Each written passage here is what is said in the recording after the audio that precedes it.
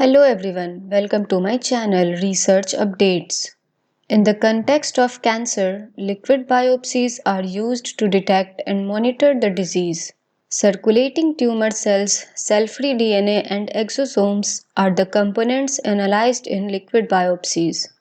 One of the biggest obstacles to liquid biopsy testing for cancer has been the lack of circulating tumor DNA in a blood sample. Tumor constantly shed DNA from dying cells, which circulates in the patient's bloodstream. However, the amount of this circulating DNA at any given time is extremely small because the body expels out circulating DNA from the bloodstream. There is two main ways to do so. First, through the DNase enzyme, and second, through the liver.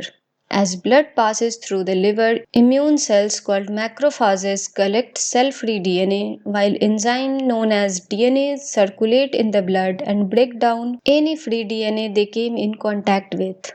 These clearance mechanism of the body makes the liquid biopsy less sensitive. The researchers from MIT University decided to target each of these processes separately.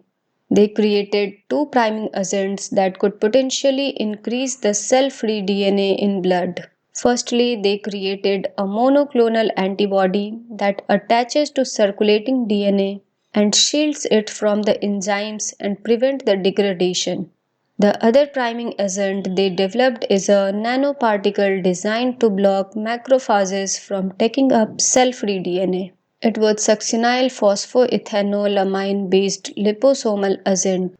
It acts as a safe dummy nanoparticle to distract immune cell and leave the circulating DNA alone so that it could be at higher concentration. The priming agents were tested in mice transplanted with cancer cells that developed tumors in the lungs. The researchers demonstrated that these priming agents could increase the amount of circulating tumor DNA collected in a blood sample by up to 60 times. To recover sufficient amount of cell-free DNA, we have to administer these two intravenous priming agents 1 to 2 hours prior of taking blood sample. Then same kind of sequencing studies that are currently performed on liquid biopsy sample can be performed on the blood sample. Tumor DNA can be identified by these tests, including particular sequences that are used to identify the type of tumor and possibly the most effective treatment options also. Another potential application for these priming agents can also be early diagnosis of cancer. After either of the priming agents are injected, it takes approx 2 hours for the DNA levels to increase in the bloodstream, and then they return to normal within about 24 hours. So it can also be considered as a safe method.